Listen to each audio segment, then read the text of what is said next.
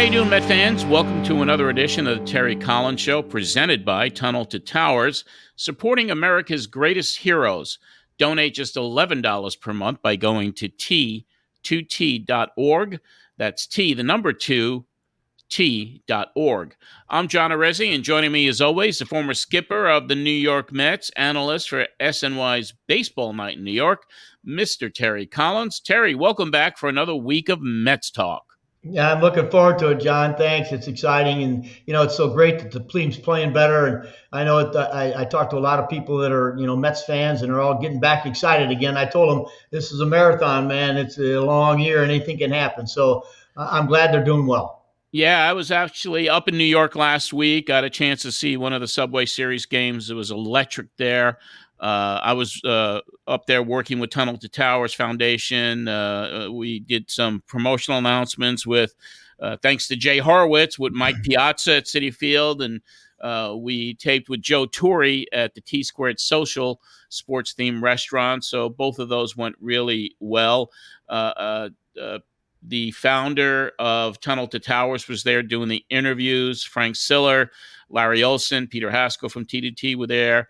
I want to publicly thank Jay Horowitz for helping set that up, and Joe Torre's agent, Maury Gottfried, for their help. Amazing few days. And Terry, I'm sure you will agree with me when I say both Joe Torre and Mike Piazza are incredible individuals who have done so much, not only for baseball, but their charity work as well. Yeah, it's really special. I mean, I've been to Joe's function, Safe at Home, several times, and what he's done to help people who are in being abusive families is incredible. And Mike is off the charts great. He'll do anything to help anybody. Always did, always will. And that's why he's one of the greatest players ever. What he did on the field, people see, but it's what he's doing off the field that's making a huge difference today. And it goes back to the Jackie Robinson statement, it's what people remember you for what you've done, to make other people's lives better. And that's what Mike's doing. Yeah, absolutely. What a great guy, and just a wonderful individual. Terry, there's a lot of joy in Metsland right now as we enter the first week of July. They just finished one of the best months in franchise history. Arguably one of the hottest teams, if not the hottest team in the major leagues right now. What a turnaround from a team that seemed way different a little over a month ago. No question. I think, obviously what Carlos did with changing the lineup around a little bit, getting Lindor in the leadoff spot, and, they moved Brandon Nimmo. He's back hitting second now, but, the guys are starting to swing. J.D. Martinez, player of the month for the month of June. He's doing whatever they got him to do, and that is produce runs in the middle of that lineup, drive in runs. And even though he's got big power, you'll see how many runs he's driven in with just singles to the right center field. So, yeah, the lineup's dangerous. We all knew that. Alvarez is back, a big part of the ball club behind the plate. And Mark Vientos has really grabbed this opportunity to show everybody he belongs in that lineup and belongs as the third baseman right now of the Mets. So, but as that season wears on, I'm going to tell you, we got to get that pitching straightened out, because it's, when it gets late in the summer, you're going to have pitching to finish it off. Yeah, especially with what's going on with the Mets with their relievers are so overused, overtaxed. The starters aren't going deep in games except for Severino. But the Mets did go 16-8 in the month of June, second best record in the major leagues under the Astros, who they just lost 2 games to, and the Astros finished at 17-8.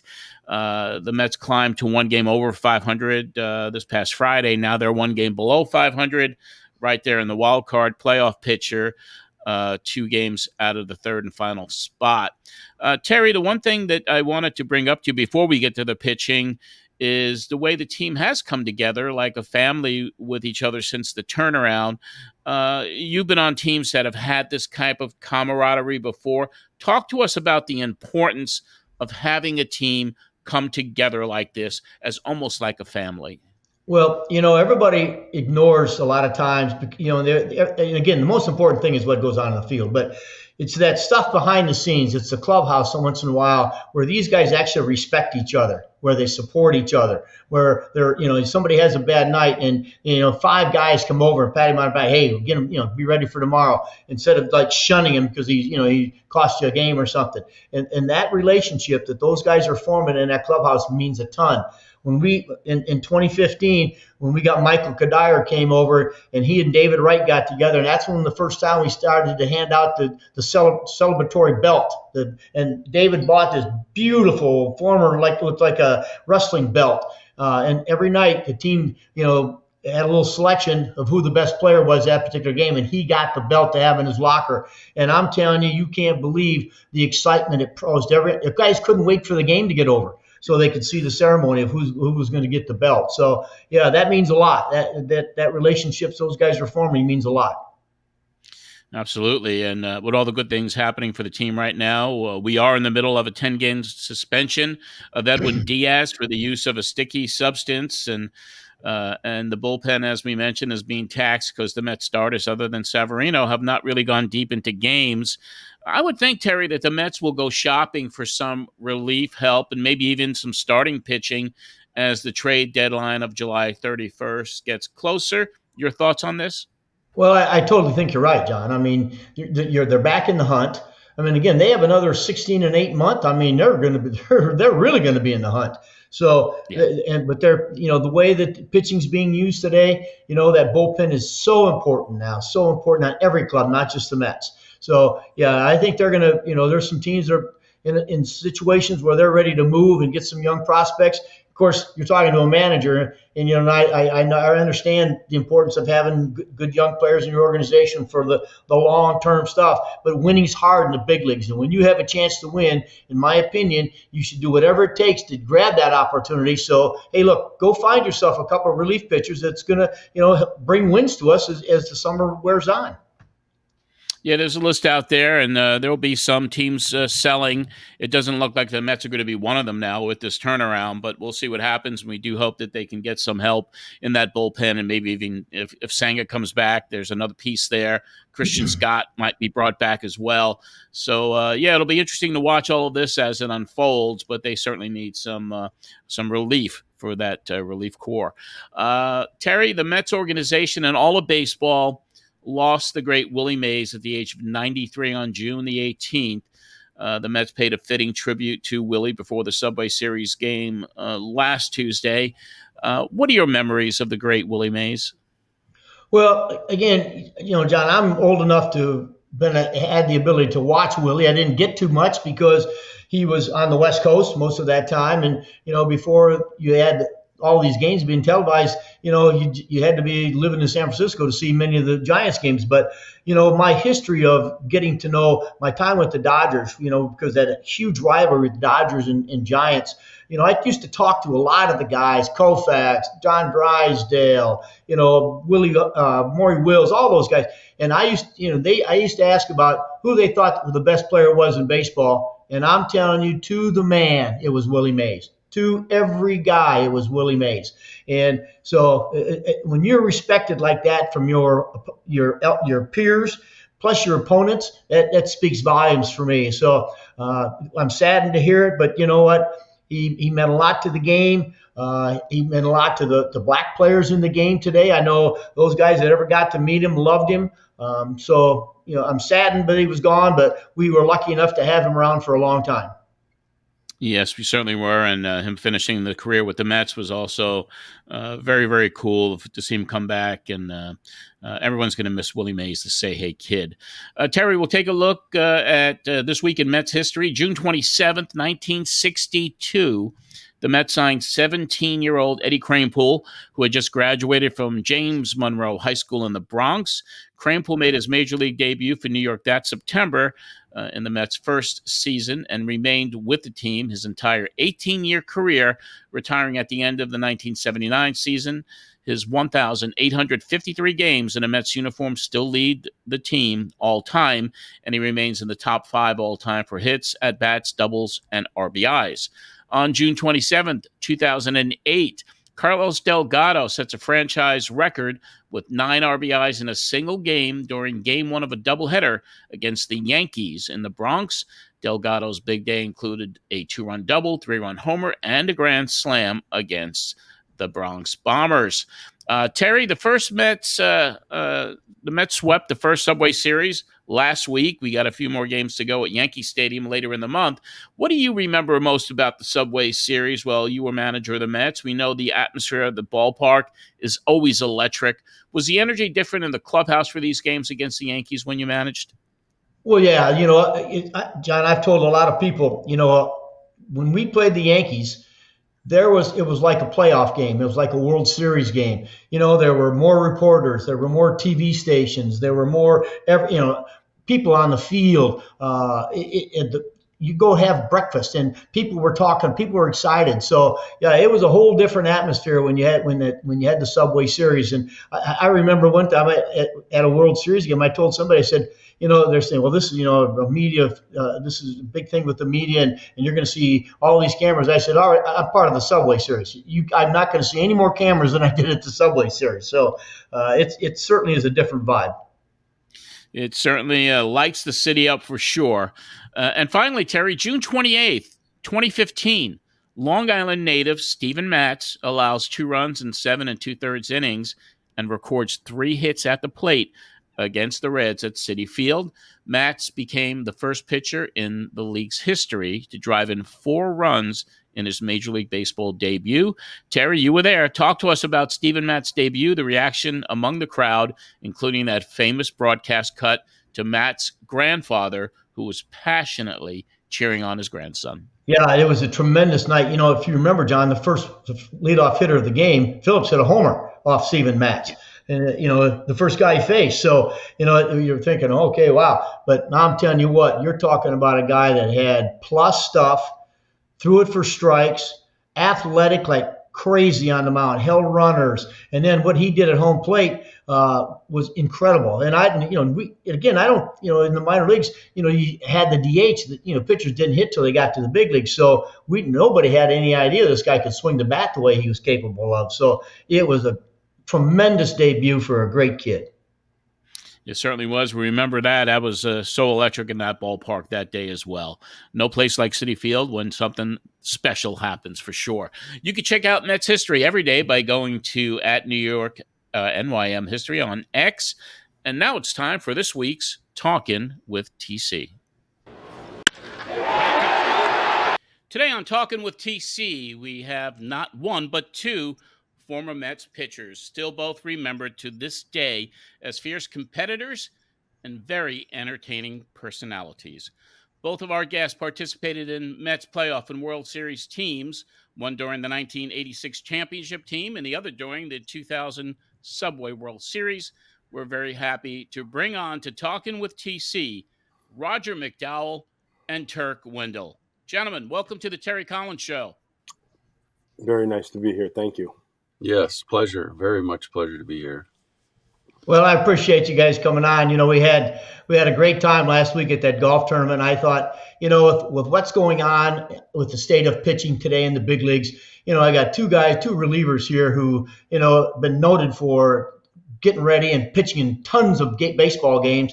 And I think I want to lead off by thinking, with what's happened this past weekend, I looked through a lot of box scores, and every team's using 4 and 5 relievers every single night due to the fact that starting pitching's not getting deep into a game. Can this possibly be sustainable? Can these relievers, these guys, and I know you guys were, maybe different types of pitchers, but you guys pitch in 80, 70 games almost every year. And I know it's different when you had to maybe come in and rise, but I know when you came in, you had to go an inning in the third or something. Can these guys possibly sustain this throughout the season? You know what, TC, I find it very difficult. The most important thing is you're hamstringing the manager with the number of relievers that you have available for certain nights. And, with starting pitching, obviously, within the last probably 5 years, the depth that they get into games, has become very minimal. So now you're counting on bullpen innings. And I remember as a pitching coach, the one thing you count on is right around 1,000 innings from your starters. And, over the course of the year, you're looking at 1,400, 1,500 innings.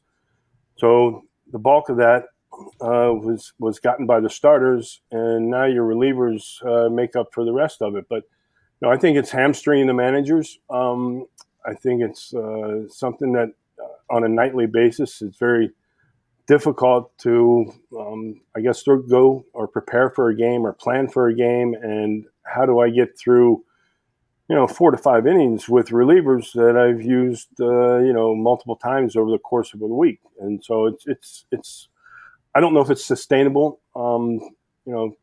Obviously 80s was a lot different. My first staff, we had 10 pitchers on our pitching staff, and all the relievers were, you had a couple swing guys, and most of all the relievers were pitching multiple innings. And so I think it's gotten away from that. I think the rule with the number of pitchers or hitters you have to face with 3 hitters at minimum you have to face now may help a little bit, but I don't know if it's very sustainable, TC. What do you think, Turk? I think it's going to come down to every team's going to have 3 guys scheduled to pitch 3 innings every night. And if they don't go their 3, then they'll maybe throw some relievers in there. But I don't think it's sustainable at all. As I joked around before, I mean, this is now the era of Colorado Rockies baseball. The Rockies bullpens were just overly abused because none of the pitchers, I mean, rarely did they ever go 5 or 6 innings. They were always, beat up and knocked out of the game early, and it taxied the bullpen every single night, day in and day out. And like I said to you before, a buddy of mine, Colonel Suskanik, he ended up having shoulder surgery and elbow surgery one off season.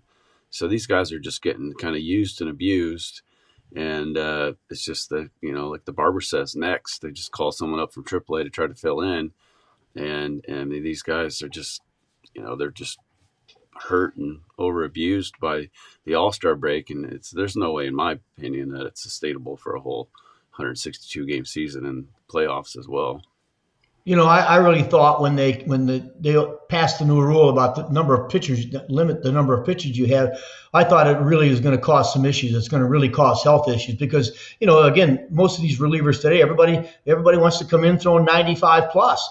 And so, and when we were at that golf tournament, the 3 of us talked about, hey, it's one thing about getting in the game. It's the other thing about how many times you guys had to get up, during a certain time. And, those are the things the fans don't understand is that, you might get up 2 or 3 times in the game and then finally get in the game. Well, heck, you've already thrown 50, 60 bullets down in the bullpen.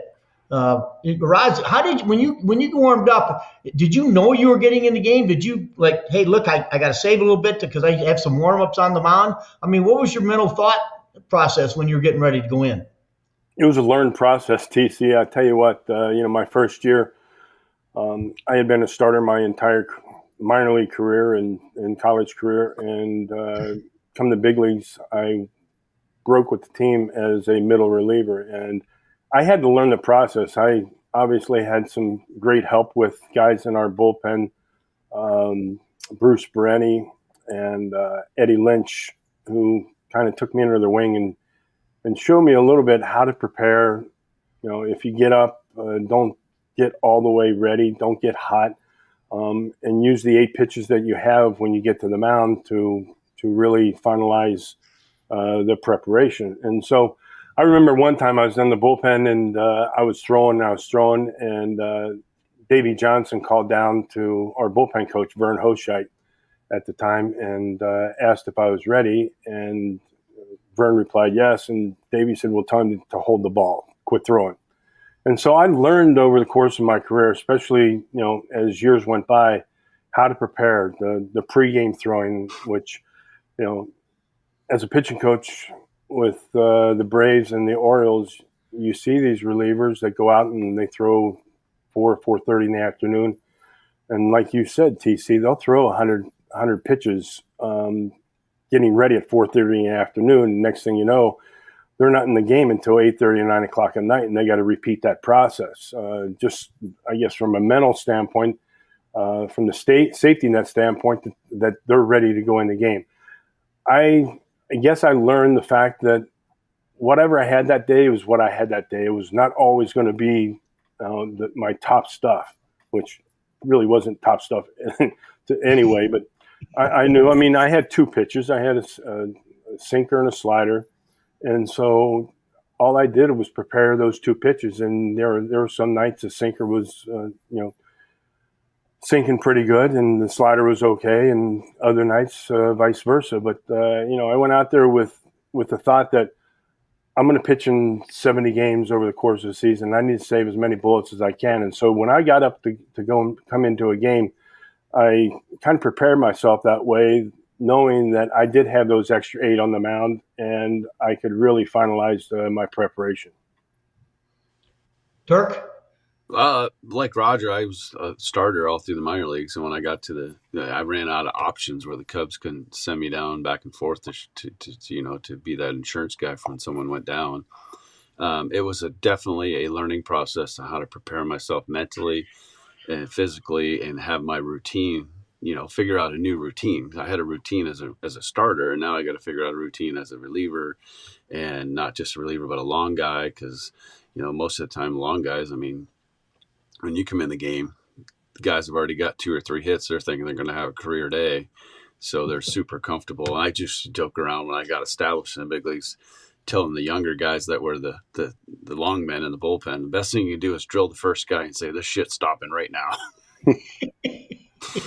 But, the way the game's changed, and I think maybe in the late 90s, early 2000s, I came to the realization that the teams with the best bullpens are the teams that go deep in the playoffs and win the World Series, because guys just don't go. If you have guys that can go, if you have 3 starters, horses that can go deep into ball games, and you have a really good bullpen, that's just the recipe for success in my book. Yeah, and I agree. And obviously, the game has changed a lot to where there's no more the matchup that we used to use all the time. I mean, I had Jerry Blevins, who was my left-handed specialist, and I think Jerry one year, I think he pitched in 75 games, but I don't know if he had 75 innings total. Yeah, there's no strategy anymore. I'm sorry. Yeah, I mean, you had to get one guy out now, but now you've got to face 3 guys, and so I'm saying, gosh, every night these guys go in there, they got to pitch an inning. And instead of, hey, just get us now. I realize if you get out of an inning, they can make a pitching change. But I always thought that was something. And it always bothered me when the pitching coaches would come in before a game. We had a meeting every night. Hey, who's available? Who's not? And they'd say, hey, so and so is not available tonight. And like Roger said, I'd walk outside and he's playing catch at 150 feet. And I'm thinking, wait a minute. If I can't use him in the game, why is he throwing 150 feet out here? But it's become a routine with these guys where they think they have to throw every single day, and some type place along the line, your arm's got to take a break. Am I wrong? I mean, I know No, you guys are both. I mean, you guys threw a lot of baseballs around, and did you guys do that pregame 15, 20-minute throwing program? I would get loose, but I wouldn't overdo it. Well, my preparation pregame was. I got 2 things accomplished when I did pregame. It was during batting practice, and I shagged for my conditioning. Jesse Orozco and I would, we take different right field and left field, or vice versa, and we got our conditioning by shagging fly balls. And then because of the distance when you catch the ball or wherever you're at in the outfield, and you throw the ball into the kid on the bucket behind second base. That was my throwing, and that was I never went out and played flat ground. The only really throwing I did before batting practice was just getting loose, and I would extend that distance by shagging and throwing into that guy behind second base.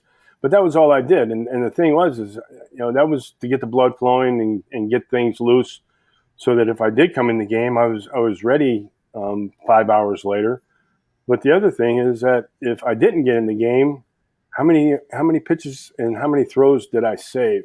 And like you said, TC and Turk, being in as relievers and being in 70 plus games a season, those throws add up. And so when you look at a season and you cut it down into thirds, those last 30 days plus are really, really difficult because guys, and especially now because the expansion of playoffs, you're trying to get in the playoffs, and those last 30 days are different. And the hitters, They don't give at bats away because it's at the end of the season. They're trying to get to the playoffs. They're trying to get their team to the playoffs. They're trying to go a little bit further. And so I wanted to have as many bullets as I could saved up for the end of the season, those last 30 days, and hopefully go in the playoffs and still and still be ready and have successful pitches when I went out to get people out. It's interesting that you said about shagging, Raj, because guys don't shag anymore. I joked around, Rod, with gosh dang, I'm brain farting right now, but some of the guys on the team when I was back there in New York a few times, well, nobody's out here shagging. What's going on? Well, we can if we want to. So that conditioning part of it's done, but they, like you said, they throw, crazy amounts of flat ground work and all that stuff. I remember in spring training not ever once throwing a slider because I was predominantly a slider guy. I said, I'm not throwing enough from during the season. Why do I need to waste them all during spring training Right. for? And TC, you were talking about the left-handers. I used to just chuckle. I mean, a lefty throwing 82 to 85. He got, he's in 74 games, but he pitched 26 innings this year. And I used to laugh going, wow, throwing 80 to 85, I could throw in 162 games if I had to face one guy every night. Yeah. Get up and get in. Yeah, I was on the mound one night when I brought Jerry Blevins in a game, and he pitched this guy, and I took him out of the game to bring somebody else because right-handed hitters were coming up, and as Drupal Cabrera was playing shortstop, he says, "How much does he make?" He goes, "He's facing one guy every night, and that's what he's getting paid $5 million." Yeah. God. Well, the other thing, TC, just obviously as we grow older in the tooth, we start to realize a lot of things. And fortunately, I had the opportunity to be a pitching coach in the big leagues. But a lot of times, when you bring relievers in, and you give them the luxury of giving up a run or two because it'll be your offense. And you can cover a little bit more innings if you have confidence in your offense. You know what? And he may give up one, but we're going to score two. Or you look at the other bullpen and say, you know what? If we get in their bullpen, we got them. And so, the things learned from a managerial standpoint of the process that's involved, so that you don't use 5-6 relievers a light each night. And when you do have that confidence in your offense, it gets a little bit easier just from a pre-planning part of the game.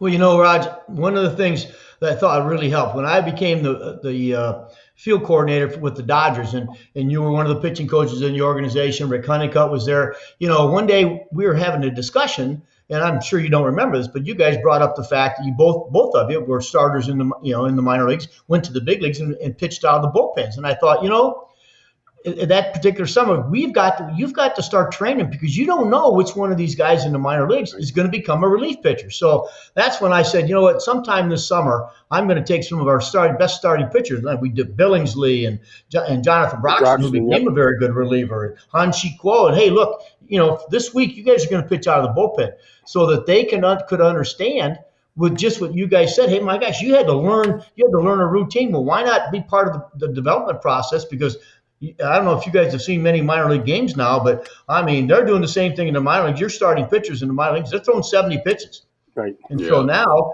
you're using your bullpen every night. Well, that might be a night where one of these times where you start somebody else and bring that, he's only going to throw 40, 50 pitches, and bring that other guy back in out of the bullpen. So he learns how to get up and warm up. When he gets ready, just what you guys have just been saying. And I think it's, part of the development process is to start training some of these minor league starters to become relievers. Yeah, I remember that. I remember that pretty well, TC. And at the time I had Broxton, and you talked about doing that, and it was a great idea from the standpoint that you start thinking, and I think part of your argument or process was that, kids hitting third or fourth in the minor leagues, he's not going to hit third or fourth in the big leagues. So let's prepare him. Can he bunt? Can he hit and run? Can he do all the other things that may be needed at the big league level if he's hitting seventh or eighth? And so, move that over to the pitching part. And obviously, that's one of the big things is that, you don't know what the kid's going to be when he gets to the big leagues. If he's a starter, great. And hopefully that's something that is valued to the organization. But like Jonathan Broxton, who went on to have a really, really good career as a closer and as a reliever. So, I think by you doing that helped him down the line. And sometimes they don't understand that. Yeah. So Turk, when you got to the big leagues, you'd been a starter your whole career. Did you find relieving enjoyable? Or was it just something you had to do because that's what they called upon you to do? It was enjoyable once I figured out kind of my niche and my routine, because I'm kind of a hyper, kind of high energy guy, and sitting down in the bullpen and not getting to pitch, and my fastball would move sometimes uncontrollably.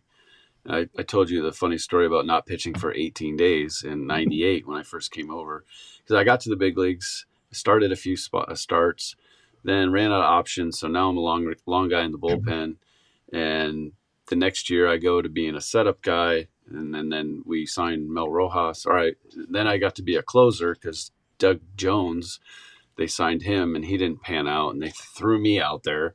We had a young kid, Terry Adams, who got called up later in the year, who was the closer of the future for the Cubs at the time. And then they turned around that offseason and signed Mel Rojas. And they said, don't you feel like that's a slap in the face to you? You just saved 18 out of 21 games. I said, I was just somebody they threw out there and it worked. And, Terry's the closer of the future. It's more of a slap in the face to him. So anyway, the next spring in '97, Riggleman said, hey, I want you to be in the rotation. So I started the entire spring training in '97. The very last day of spring training, Riggs calls me aside and says, look, I just love having you in the pen. If anything happens, you're the first guy in the rotation. Well, his hands were kind of tied, and that never happened.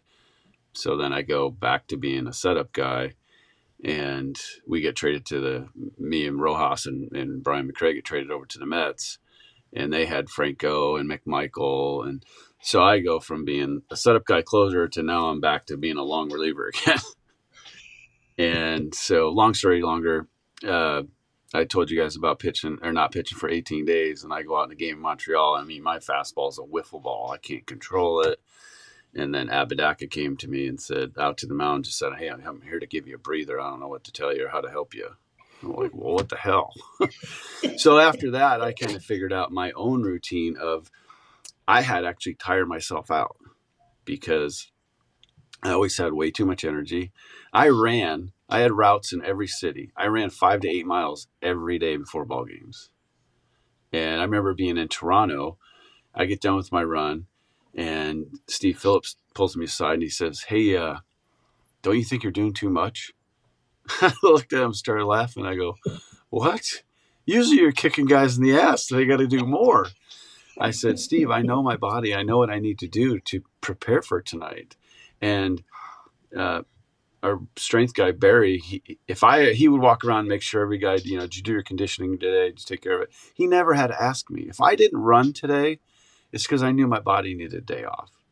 And I think it's hard for some guys to really stay in touch and get in touch with their body and to know what they need to do every single day, mentally, physically, nutritionally, to prepare every single night. And that was my thing. Yeah. I'll tell you what our nutrition was going into Chicago was at McDonald's across the street. Yeah, that was our breakfast. I couldn't wait for batting practice to be over because there's 2 bags of quarter pounders with cheese waiting for us. That was nutrition. Yeah, you can't do that today, Raj. Not today. I liked relieving as opposed to starting. Well, I only had 2 pitches, but I liked because I was now I'm an everyday player.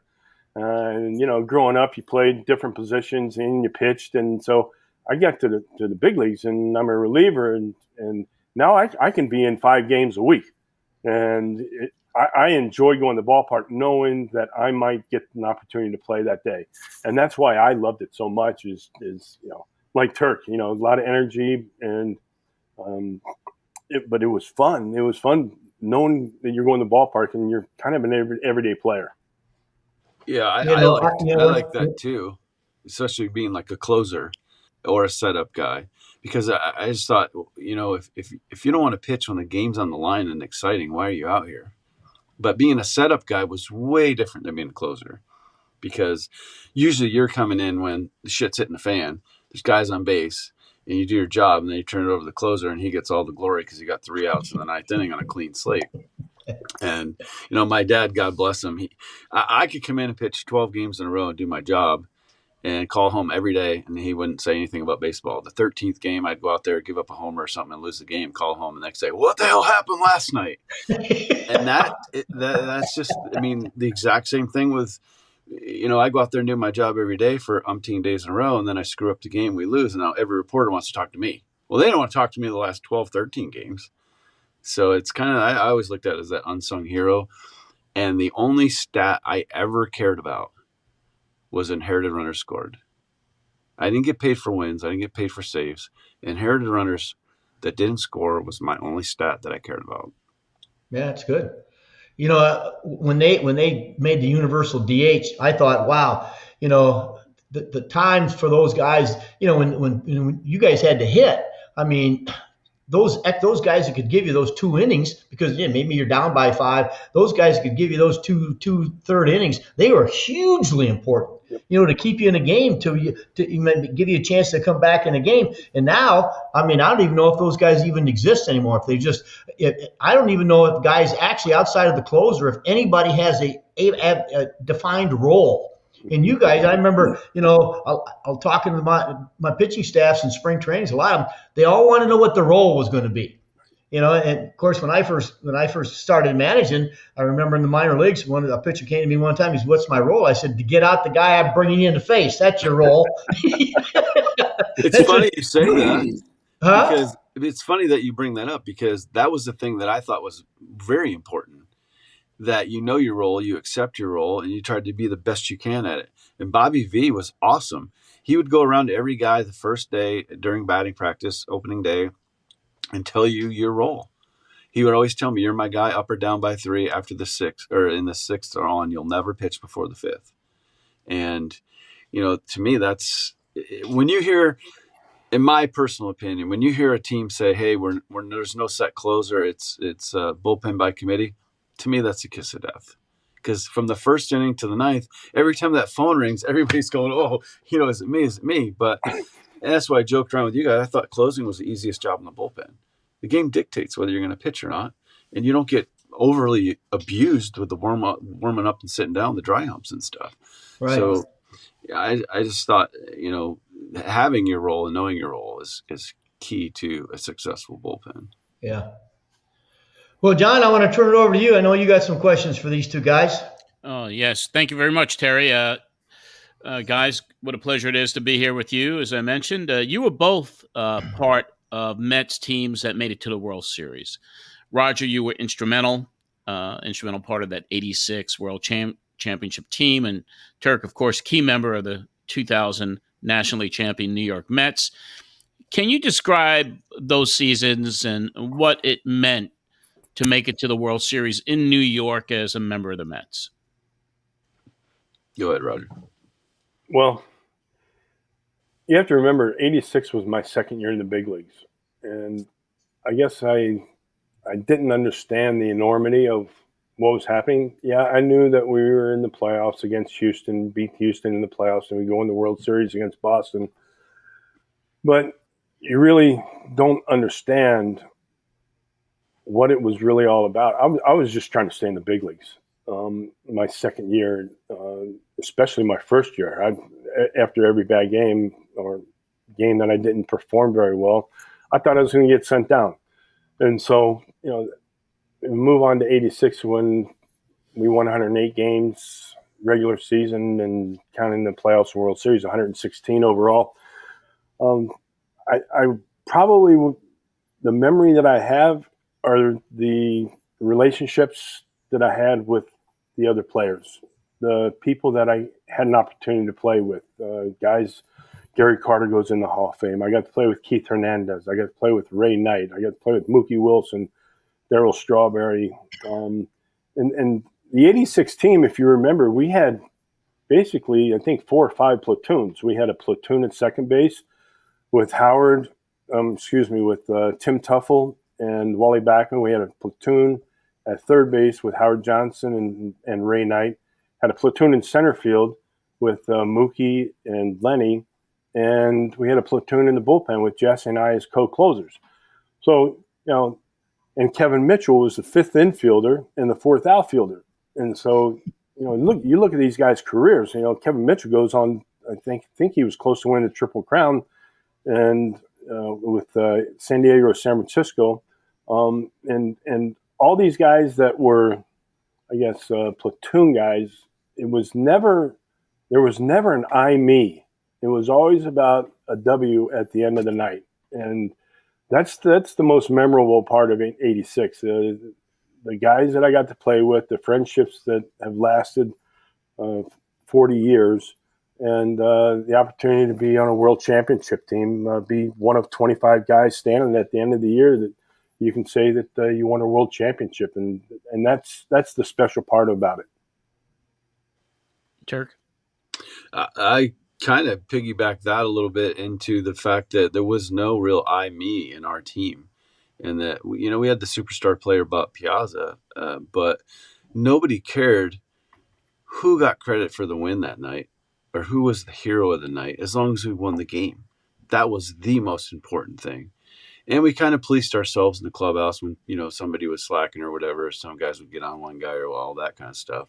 But as far as going into the World Series, a lot of people would ask me, reporters, isn't this great? It's what you work for. Yeah, it's what you work for. But for me, I lived my dream every day putting a big league uniform on. This was icing on the cake, getting to the World Series, because, that's the goal every team has in spring training. But playing in the Subway Series took it to a whole nother level. I mean, the buzz in the city is incredible. And personally, the only time I really got to relax during the World Series was when the game started.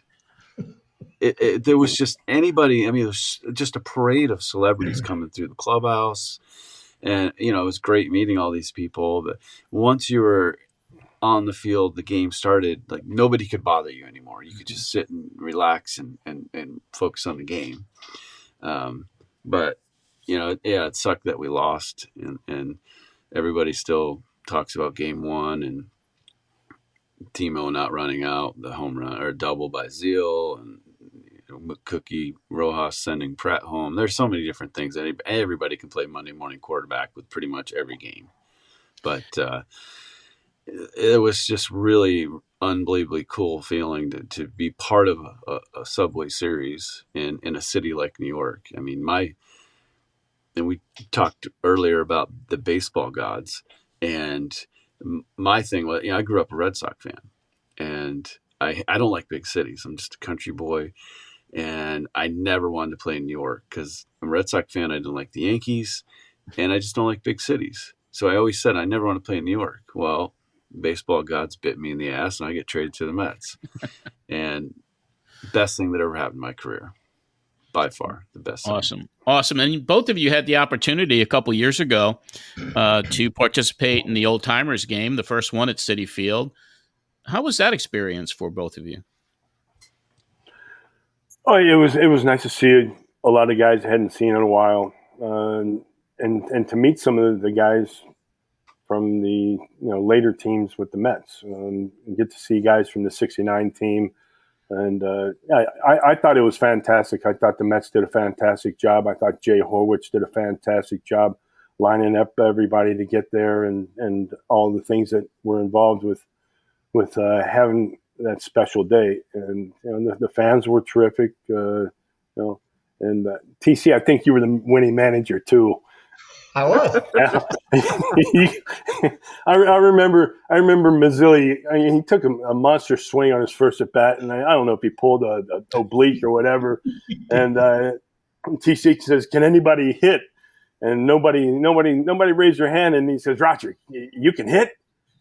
Yeah, I'll go up there. So he sends me up to face Pedro Martinez, right? so I hit a loud ground ball to shortstop that Rafael Santana, back in the day, he would have gobbled it up, but with his age and everything, he can barely bend over, else he'll fall.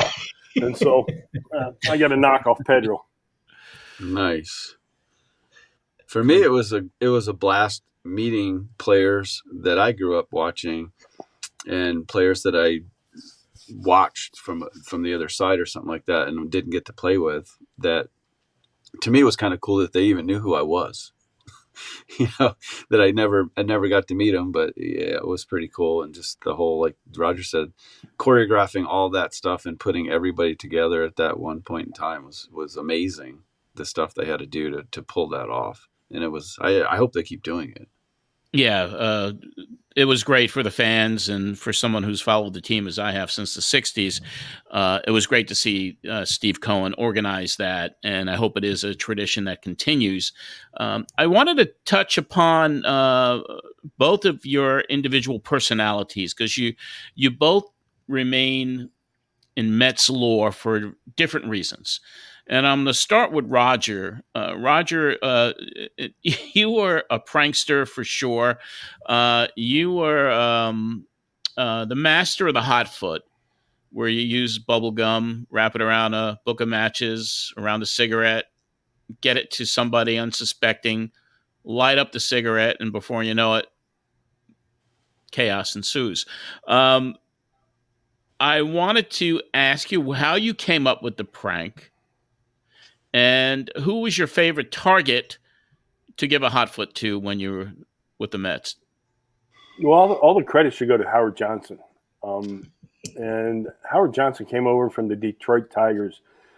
And I don't know if it was, back then, there was one game on a week, and it was Saturday. And before the Saturday game of the week, I think it was Mel Allen had a half-hour show, and there was a part of the show talked about the hot foot, and it was the Detroit Tigers.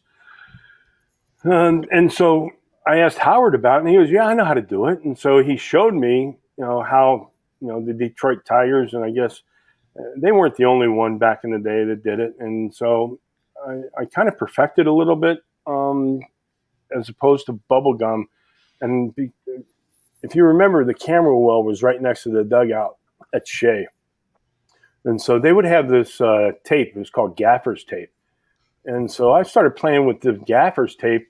The cameraman, I said, "Hey, can I have this roll of gaffer's tape?" He said, "Sure."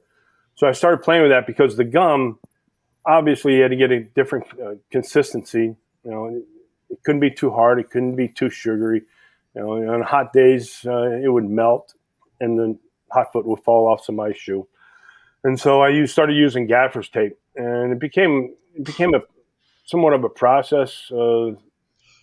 First off, I had to figure out that you couldn't wrap the matches around the cigarette too tight because then it would choke it off, and the air would stop it from lighting up the matches. And it was a whole process that NASA would be proud of. And so my favorite guy was Bill Robinson, because Bill Robinson was the first base coach, and he never liked to be called a hitting coach. He liked to be called the hitting instructor. And so, he was very easygoing, a lot of fun to be around, as all of our coaches and everybody were. But it was, first base coach. I mean, really, what's the responsibility down there? And you stand down there and you take the gloves and tell them how many outs there are. And so he became a favorite target.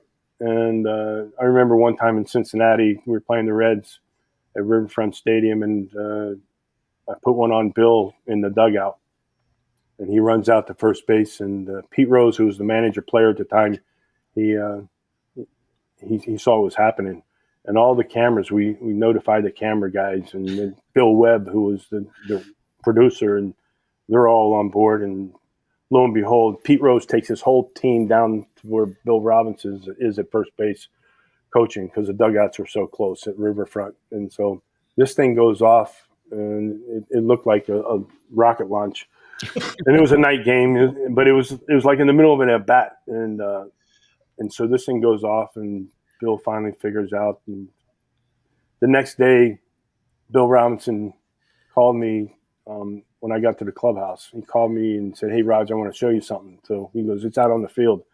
And what Bill had done was taken my gamer spikes, and had put lighter fluid on them and burned them. So, the old saying is payback is. Yep. And so, but Bill was my favorite, and that's how that got started. Yeah. Howard Johnson deserves all the credit for that one. Yeah, there was a tutorial that appeared in the '86 Mets documentary of you and Howard, like teaching people how to give a proper hot. Yeah, I don't think that'd go over big right now. No. It's kind of a different environment, but that was very cool back in the day. I don't think that tutorial would work in today's social media. Not today. Not today. You gotta be careful on everything. Did that role of a prankster and did that help land the role of being the second spitter on Seinfeld? No, I don't think so. I think and a caveat to that was I remember David Johnson pulling me aside. He said, "Roger, understand this. There's a time and place."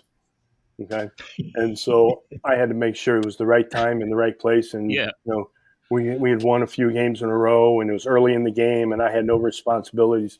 But the part about the Seinfeld episode was, I think the person that they really wanted was Straw to do that, and I think at the time Straw was not able to get across state lines for whatever reason, and so they asked me to do it. Keith calls me up and says, "Hey, Raj, hey, can you fly out to California to do this show?" And I'd never heard of the show. I mean, it was the second season, and it was early in the Seinfeld episodes, and so I went out there, and I'll remember this part was that after about 15 takes of me doing the Artie Johnson behind the bushes and spitting, at one point I think I told the director or whatever, saying, "Hey, listen, I'm out of spit. I can't. I got no more saliva left." And so he says, "Well, just act like you're spitting." So, I guess you could call me an actor because of that. Yeah, they do a lot in post production, the magic loogie. But that was very entertaining. So very memorable episode. And Turk, of course, you and your personality and some of the quirks and superstitions have lived on in Mets lore and baseball history.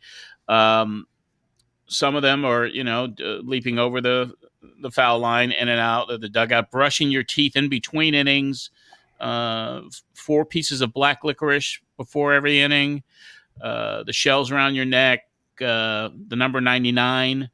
And I believe you also signed a contract at one time that had all 9s in it.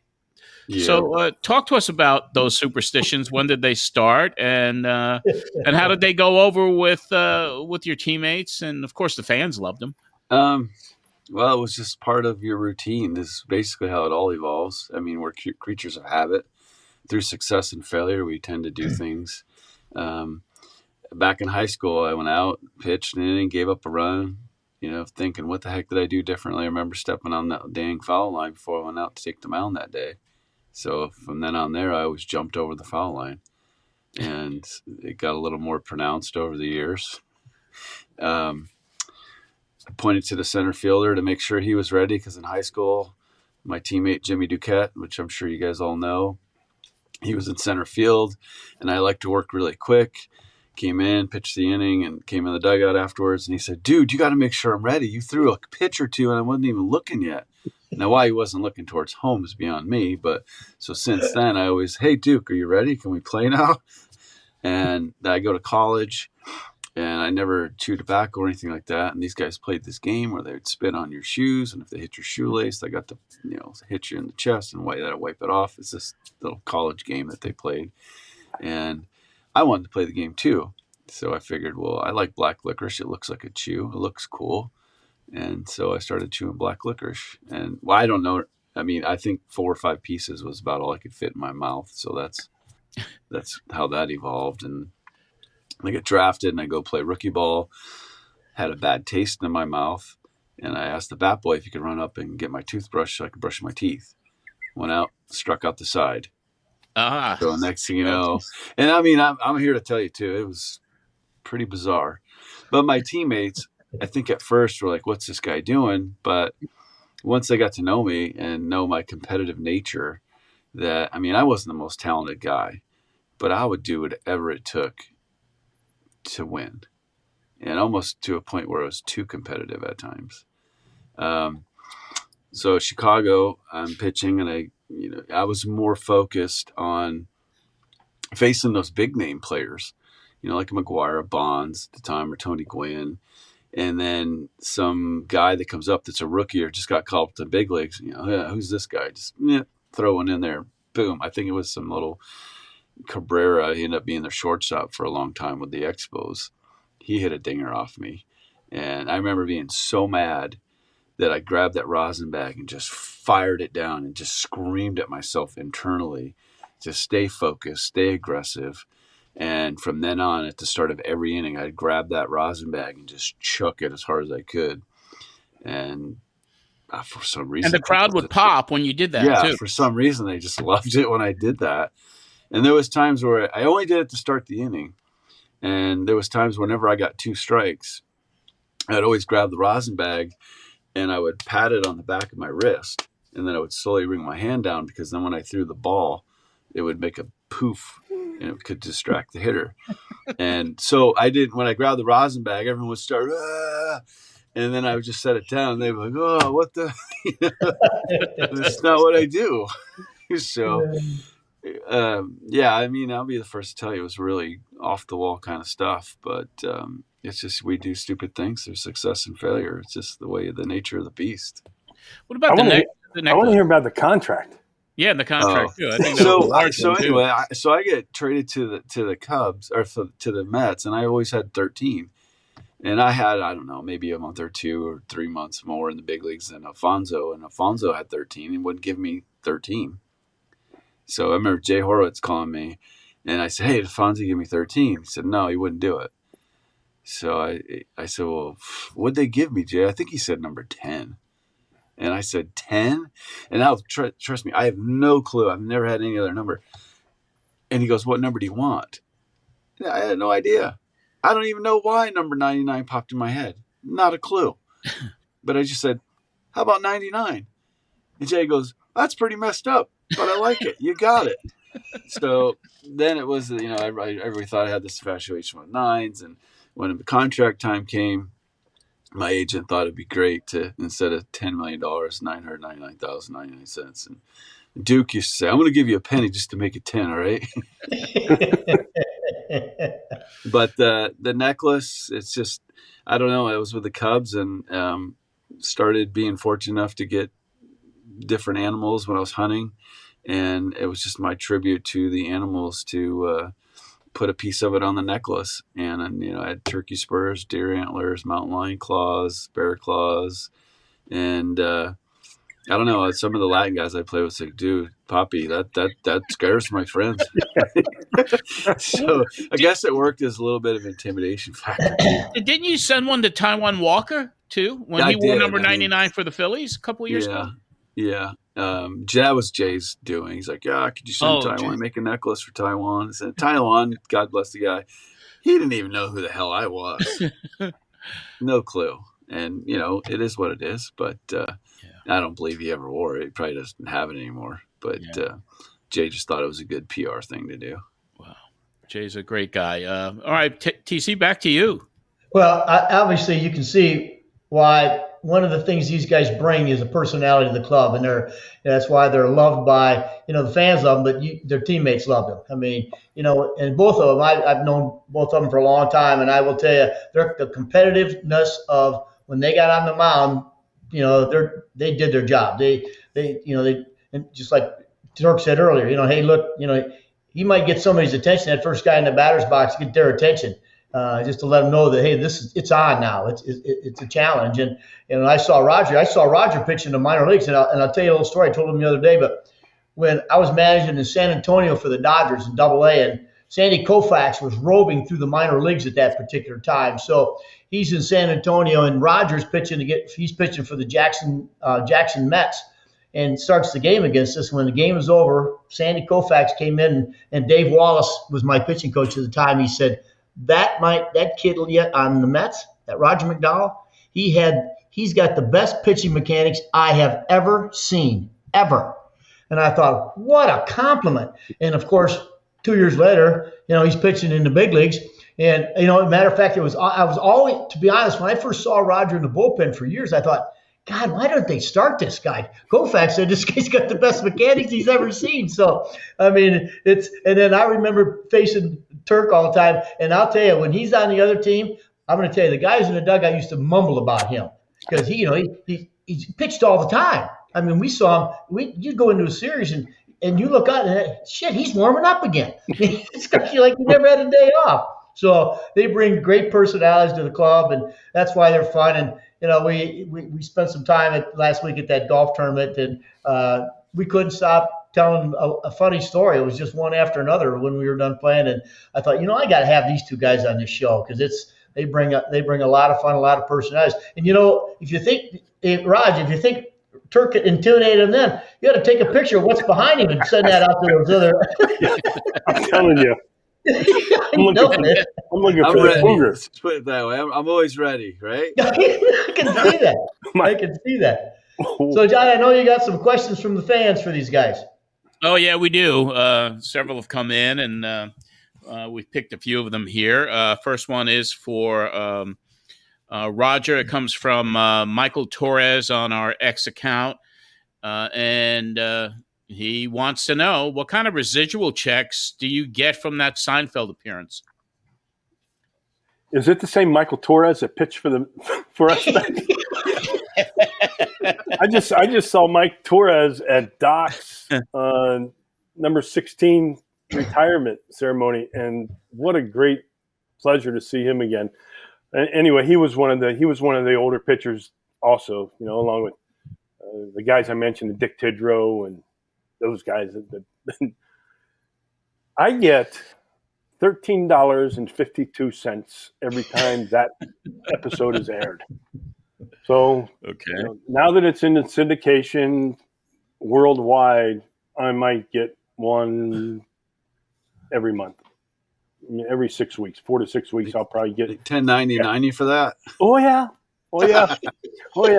And I still have to pay my Screen Actors Guild union dues, and so I come out losing money. But it was, obviously it was a great part of TV history, and I'm very, very proud to have been a part of it.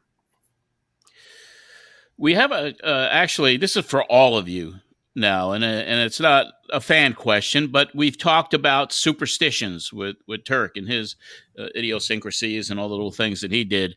And we also talked about the baseball gods a little bit. And I think everyone on this panel right now kind of believes that there's something to that.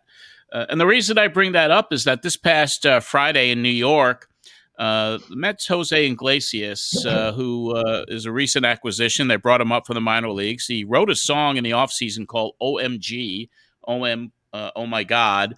He used it as his walk-up song. He started performing, getting hits. Before you know it, after every Mets home run, OMG's playing on the loudspeaker, and now after every Mets victory. The song officially came out with a music video last week. It's taken off, and after the City Connect game on Friday against the Astros, Citi Field turned into a nightclub because I think for the first time ever in Major League Baseball history, an active player performed a mini concert in front of the stadium in his uniform, and that was Iglesias with OMG. We have a clip of that because what's gone on since then is that the Mets lost 2 in a row. And because, as we'll see in this video, the team celebrated, it seems like they might have pissed off the baseball gods. But let's check out that video now, and then we'll discuss it. New York City! Let's keep the party going! Aquí la gracia por un día más de vida, por los amigos que son pocos hoy en día. No hagas el mal porque todo se te vira. Un día estás abajo y al otro día arriba. Sueños que cumplir y yo voy a mí. Puede que esté crazy, pero no lazy. Y hasta lograrlo voy a seguir. ¡Vamos! Oh my God. Candelita. Oh my God.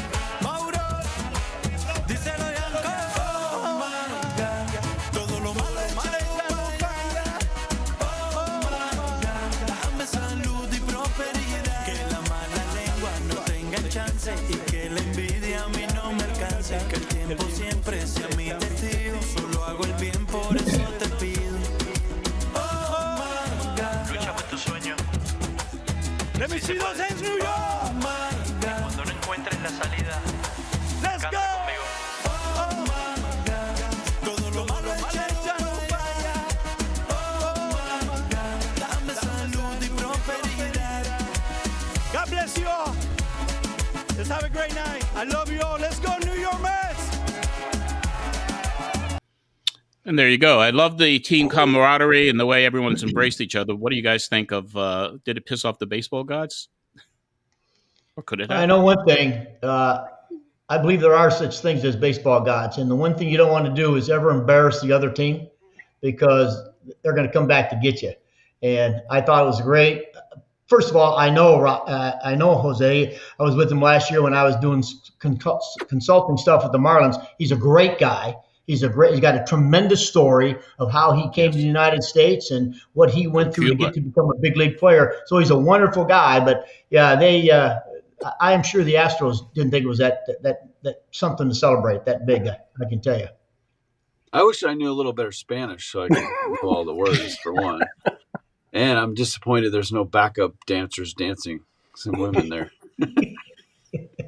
There were some in the beginning. There were a few dancers yeah? out there before it started. Yes. Yeah, I think there are. Obviously, we've been in the game a long time.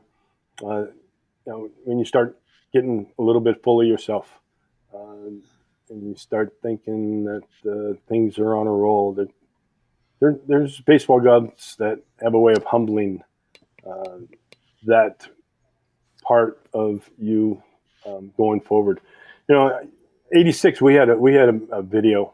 I forget what the name of it was, but Let's Go Mets. Yeah, I think it was, and we did it. And the one thing that looking back is like, you better be able to back it up. When you go out there, you better be able to back it up. And so, obviously times have changed. The game has changed. The social media, everything's changed. The players have changed. And, if they want to have fun and enjoy it, so be it. As long as it doesn't take away from the performance on the field. And at the end of the day, I think that's what baseball fans, and in particular New York Met fans, they want. They want the performance on the field. And whatever you do after that is a bonus, as long as you win. You need to win. You need to win. Yeah, definitely. I mean, they do all these in-mic stuff in the games. The fans want to be basically right there on the field with the players. And, if guys were playing bad, or the teams were playing bad, they wouldn't want any of that stuff. So I remember when Keith, before Keith Hernandez came to the Mets, and he was with the Cardinals, and the Mets, he's like 82, 83 maybe. But it was right 83. Before he came to the Mets, and there's every year you have a new slogan, and I think the new slogan was, "Here's the future of baseball." And you had Strawberry coming up through the minor leagues, you had Gooden coming up through the minor leagues, and I remember Keith saying that when he was with the Cardinals and they came in and he seen that slogan, they're going, "Wait a minute, these guys lose 100 games a year. What are they talking about?" So it's. I got to grab a phone charger. Something that you got to change. He's going to get a gun.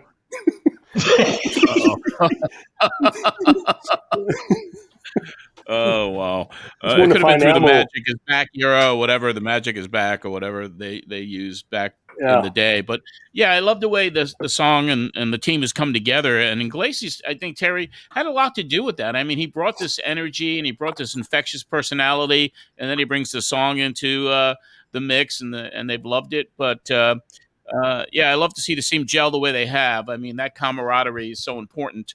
But once again, you don't want to piss off the other team or the baseball gods. And and it is great to see the energy, and the fans bought into it. They loved it, and that's what it's about. But because he is, I'm telling you, this guy is a fine human being, and so I'm glad they're having fun. And you know what? And it's going to lead, because the more you win, the more fun you have, and I think it's a great start. So.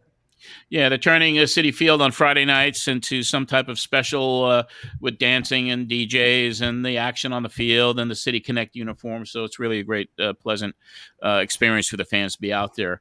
That's all I got, TC. I mean, this has been a pleasure for me to just hang out with these two gentlemen because, growing up and seeing them both play, being at all those World Series games that were referenced, it was really, truly an honor for me to be in front of both of them. Well, it's certainly a pleasure. Thanks, guys, again for coming on, and it's so fun. It's so fun to sit and talk baseball. It's so fun to sit and talk about, even though they can say anything, but you talk about the way the game used to be played and some of the things that went on, and that's what still is fun for us. We have great memories and great friends, and you two are certainly a huge part of that. So thanks again for being on the show. Well, thank you. My pleasure too. I mean, you can't put a price on the camaraderie that being a baseball player in the big leagues has, and those are the things I miss the most. Well, thanks, guys. All right, thank you. Thank you. Thank you, gentlemen. To the all-time best relievers and memorable characters in Mets history, Roger McDowell and Turk Wendell. Terry, that was fun. Yeah, that was fun. They're fun guys, tremendous personalities, both of them. John, I'll tell you a real quick story. I hired Roger to his first pitching coach's job in the minor league. And, I came in with this, just like we talked about in the interview, with this personality of like being a prankster and kind of a character. I've never been more impressed with a guy who was so organized, had a great game plan. His first coaching job, when the game was over, he stayed on the field and fixed the pitcher's mound by himself. He didn't even let the ground crew do it. I mean, he was outstanding. 3 years later, he's the pitching coach for 10 years with the Atlanta Braves. So he was really, really an exceptional guy. Yeah, so Turk, you gave he's so fun. He's just so fun. He's no matter what he does, he makes you laugh. Yeah, he's definitely a character to this day. But I wasn't aware that you gave Roger his first coaching job after his playing days were over, and of course he had that great long career. Yeah, he was. I'm telling you, and a great coach, a really, really good coach. Yeah. Well, Terry, time now for the Tunnel to Towers Amazing Hero of the Week. And born on America's darkest day of 9/11, the Tunnel to Towers Foundation has been helping America's heroes ever since. This week, Tunnel to Towers will announce 35 mortgage payoffs. That's part of the goal to pay off 200 mortgages this year for fallen first responders and Gold Star families. They will deliver 40 specially adapted smart homes for catastrophically wounded military members and first responders. And they're going to provide housing for more than 3,000 veterans this year. Join Tunnel to Towers on its mission to do good in their honor by joining me in donating $11 a month at t2t.org. That's T, the number 2, t.org. Never forget 9/11 or the sacrifices of this country's heroes and their families. And on this week's segment, we honor the amazing hero of the week, former Olympic hero, and former WWE World Heavyweight Champion and member of their Hall of Fame, Kurt Angle. Let's go to that right now.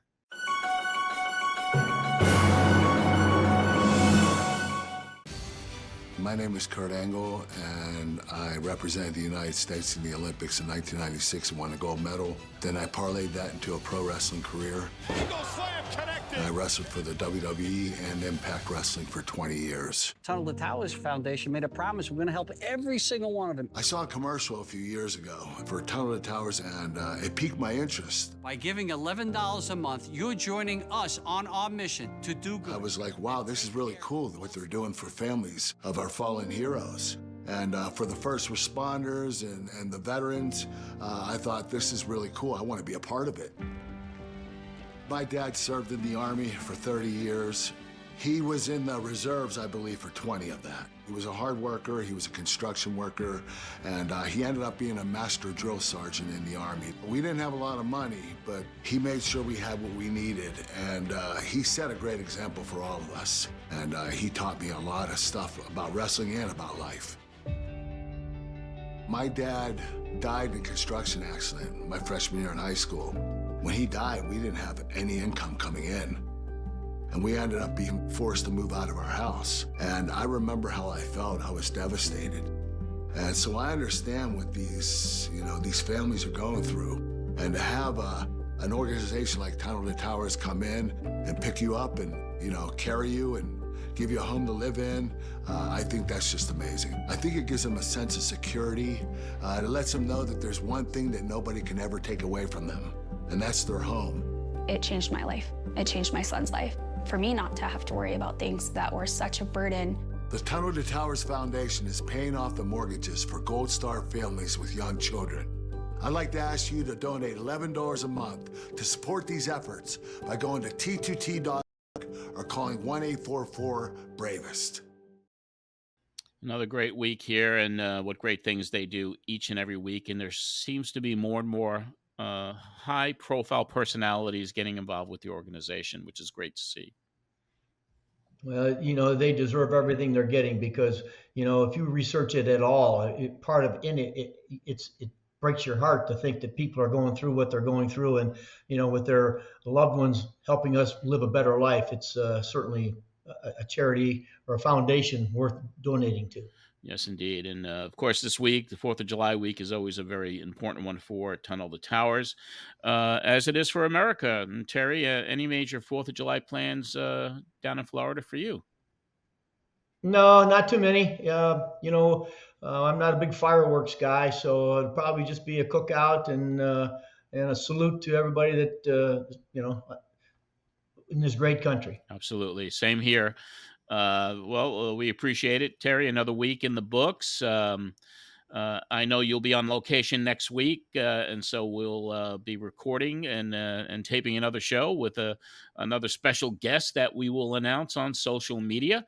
We're working on a few of them right now, but each and every week we're bringing the fans some real great legends and personalities of this great organization. And Terry, we want to thank you again for doing the show each and every week. It's always a pleasure to be with you. You could follow Terry on social media, Instagram and X, simply at TerryCollins_10. You could follow me on those same platforms, simply at John Arezzi. And make sure you subscribe now to the Terry Collins Show wherever you listen to your favorite podcast, and on YouTube, and please subscribe to us there as well. Until next time, this is John Arezzi for Terry Collins. Have a great July 4th week, everyone.